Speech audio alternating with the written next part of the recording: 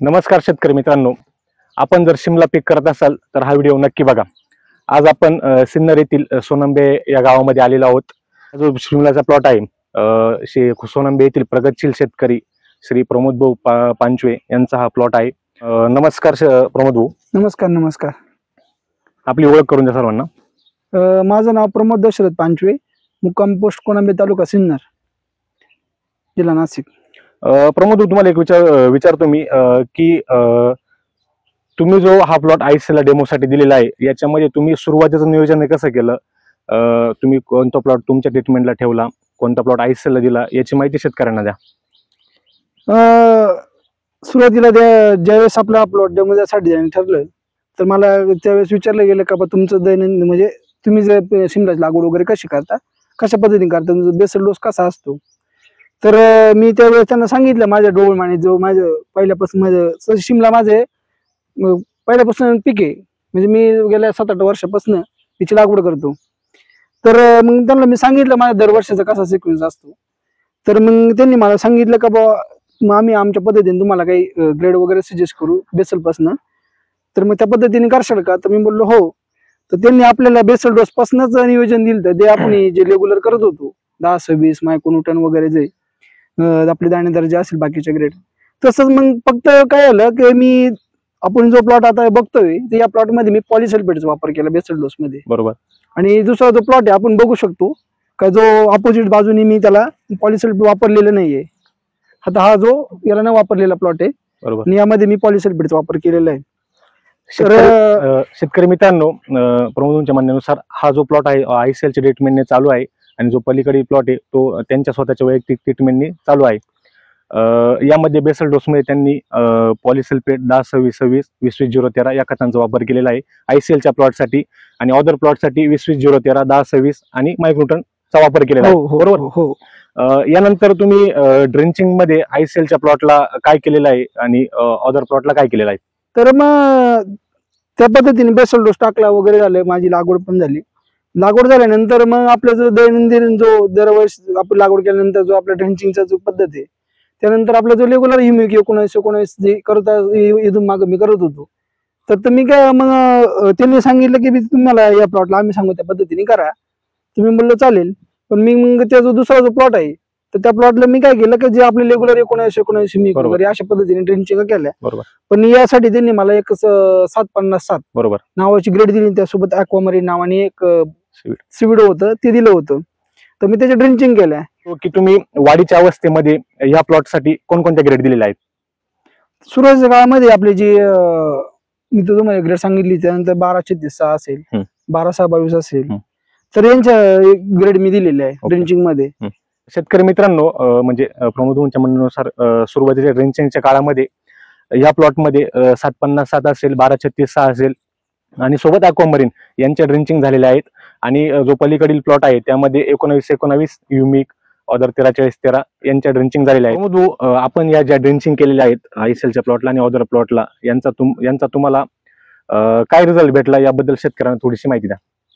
तर ज्या सुरुवातीच्या काळामध्ये ग्रेड दिली त्या वाढीच्या काळामध्ये, तर त्याला मला रिझल्ट असं मिळाला का ज्या ब्रांचेस निघत्या ना ते इतक्या स्ट्रॉंग होत्या ना, आणि म्हणजे जे सुरुवातीचं सर आम्ही असं करत होतो का पहिलं फळ आम्ही ड्रॉप करून टाकायचो। बरोबर।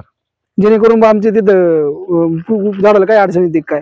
पण फर्स्ट टाइम हा प्लॉट असा आहे का याचे मी ते ब्रांचेस म्हणजे ज्या फुटेज फळाच्या कळा होत्या ते काढले नाही आम्ही। ओके।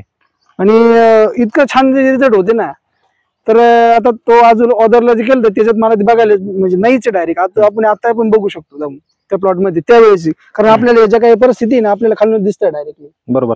तर मला ते ग्रेडच्या ड्रेंचिंग घेतलं तर खूप छान रिझल्ट मिळाले। शेतकरी मित्रांनो, प्रमोदच्या म्हणण्यानुसार ज्या ड्रेंचिंग केलंय त्याचा यांना फायदा असा झाला की प्लॉट मध्ये जी काळोखी आहे आणि त्यांची जी पहिली सेटिंग तिचं फळ ती नेहमी खुडून टाकता की प्लॉट स्ट्रेस मध्ये जाऊ नये, पुढे काय झाडाला वाढीसाठी काय अडचण येऊ नये। बरोबर।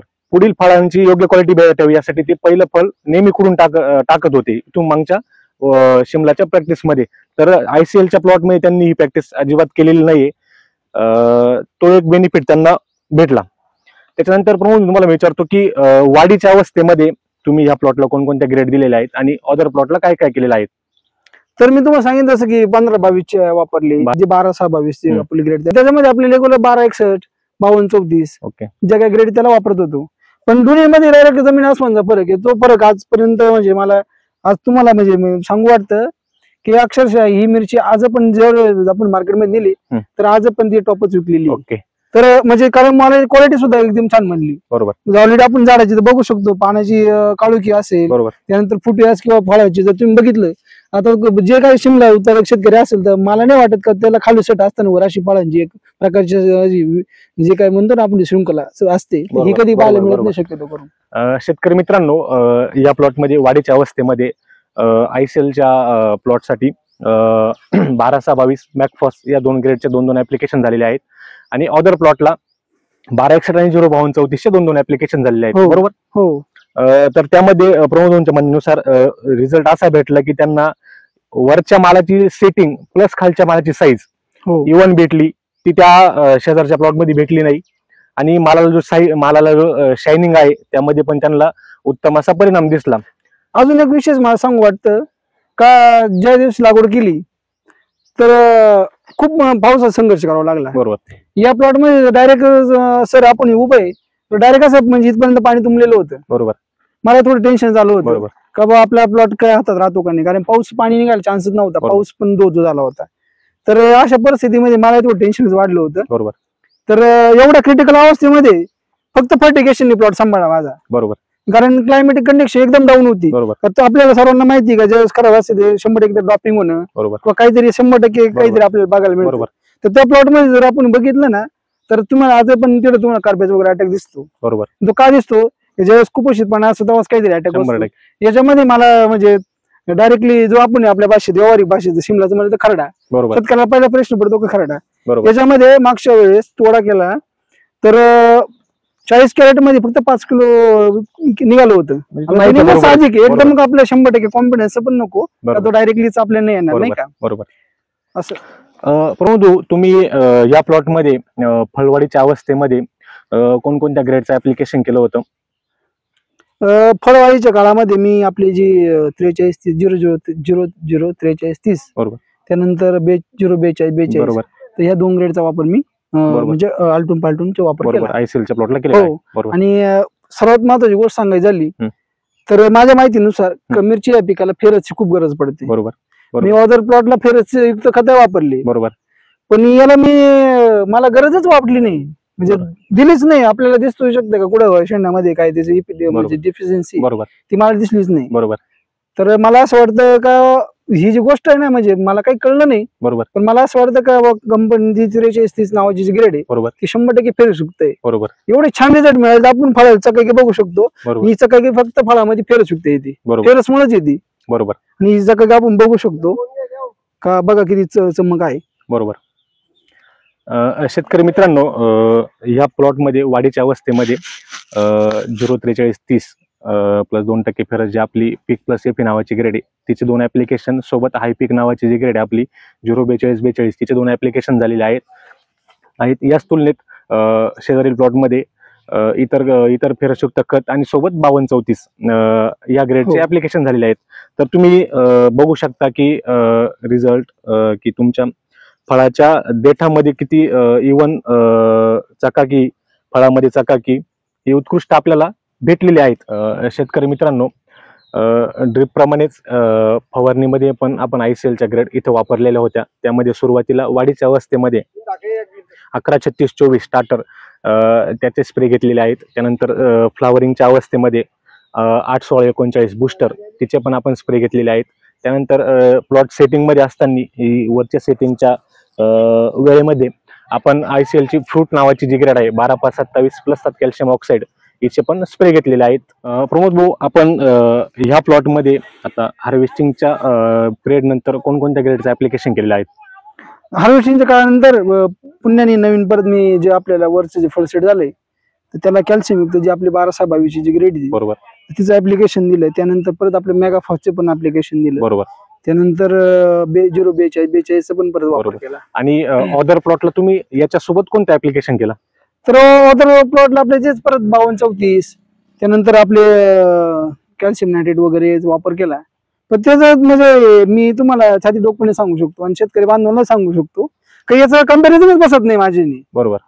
म्हणजे म्हणजे कधीच होऊ शकत नाही. मला असं म्हणजे काही सांगताच येत नाही शब्द, अशी गोष्ट बरोबर. आहे. फरक एवढे. आणि याच्यामध्ये तुम्हाला ह्या ज्या आयसीएलच्या प्लॉटमध्ये मार्केटमध्ये काय अनुभव आले, इव्हन व्यापाऱ्यांकडनं किंवा तुमच्या मालाची क्वालिटीमध्ये, ते एक शेतकऱ्यांना सांगा तुम्ही. तर मी सांगू इच्छितो का आकाशभाई, या प्लॉट मध्ये व्यापारी स्वतः आला होता. बरोबर.